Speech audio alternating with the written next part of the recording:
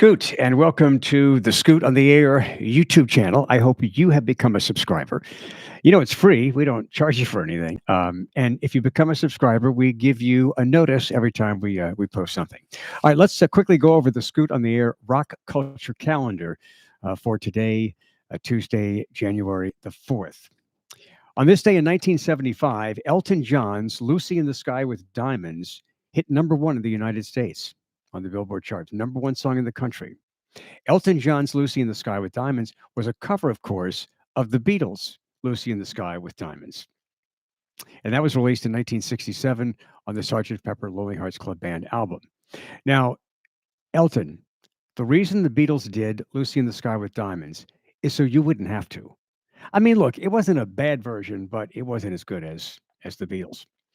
Happy birthday today to Bernard Sumner of New Order. He's 66 years old today.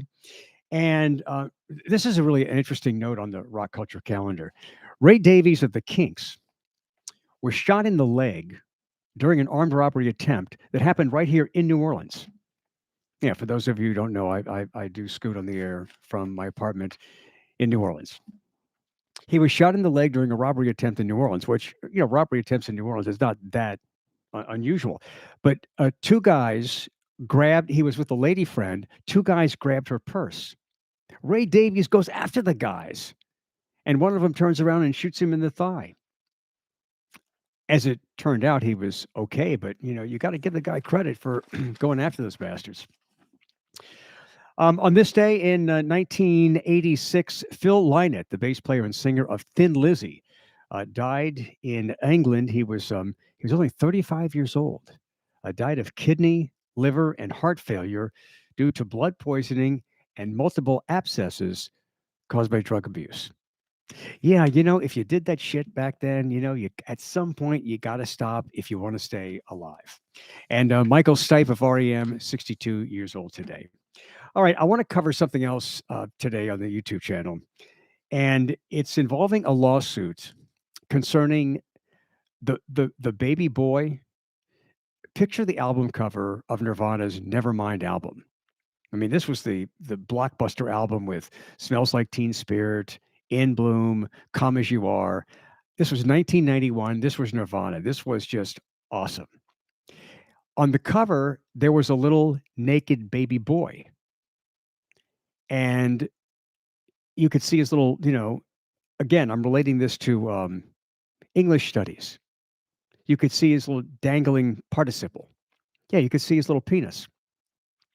So the guy, Spencer Eldon, is now suing the estate of Kurt Cobain and surviving members of Nirvana, including Dave Grohl, claiming that the band violated federal child pornography statutes and exploited him sexually. He claims that he has suffered a lifelong damage of having his naked body with his little penis showing all over the world. The guy's father was a friend of the photographer who took the picture.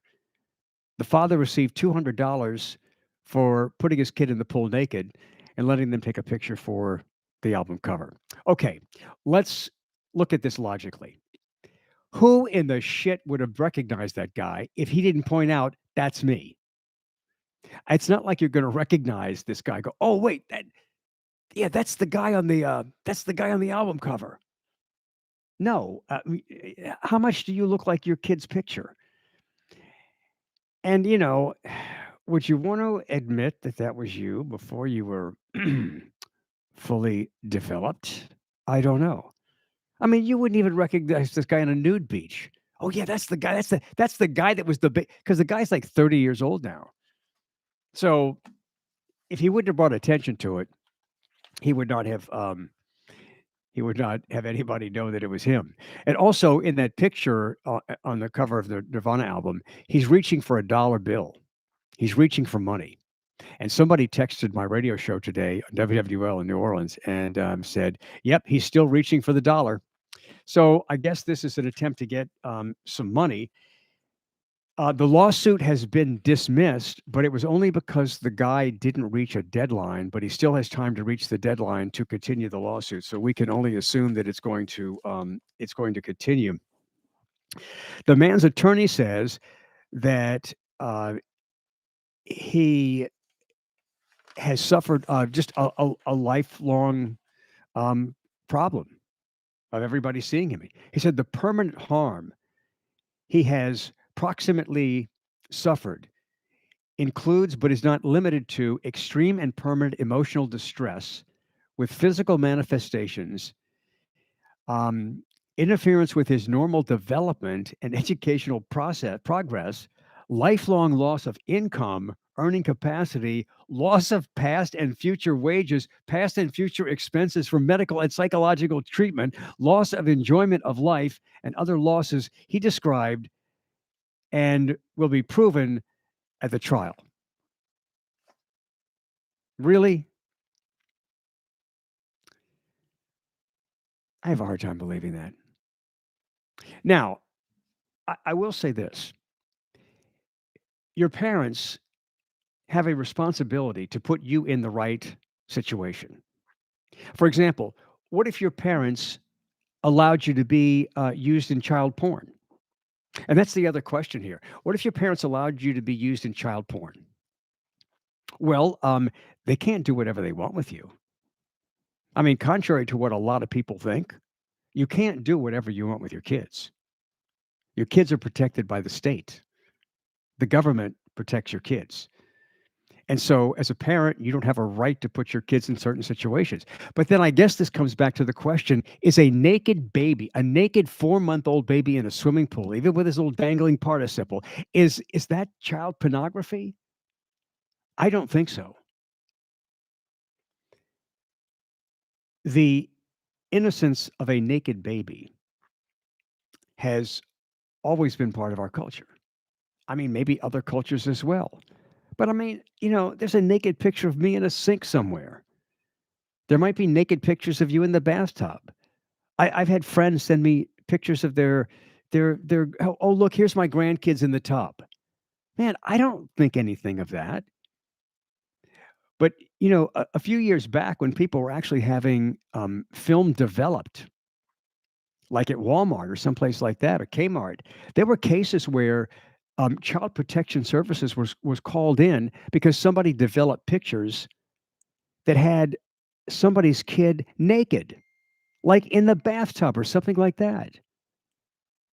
And they called Child Protection Services. In a few cases, some parents actually lost temporary custody of their children because they took naked pictures of their kids in the tub.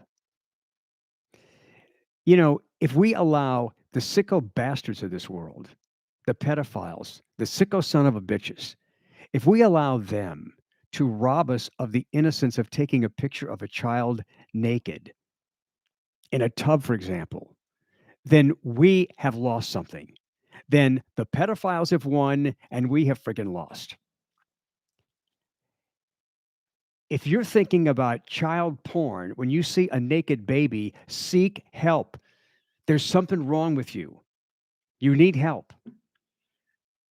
But for the rest of us, it's just an innocent thing. So while I don't think this is really a big deal, I also think parents, need to be careful about what they do with their kids because you can't do whatever you want with your children.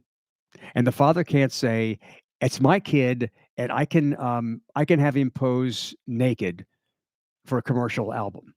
And maybe that's a little different than home pictures. I mean, so if you think about it, this father had his kid pose naked at 4 months for an album cover. I mean, that doesn't seem right. So again, parents have some accountability here. Anyway, I'm Scoot. Thank you for joining me here on the Scoot on the Air YouTube channel, and I hope you do become a subscriber. And I hope you're interested in some of the things that we do. We're just kind of getting started here. And there are other things, and the videos are clearly marked with interesting. Headlines and interesting content. So I hope you enjoyed. I hope this is an entertaining break for some of you. And thank you for being with me. And join me on my radio show on WWL in New Orleans. You can go to the website, WWL.com, and listen live, or you can download the app Odyssey, AUDACY. That's AUDACY. WWACY. Type in WWL and you've got our show wherever you have your phone. And I'm on the air 1 to 4 Central Time, Monday through Friday in the afternoon.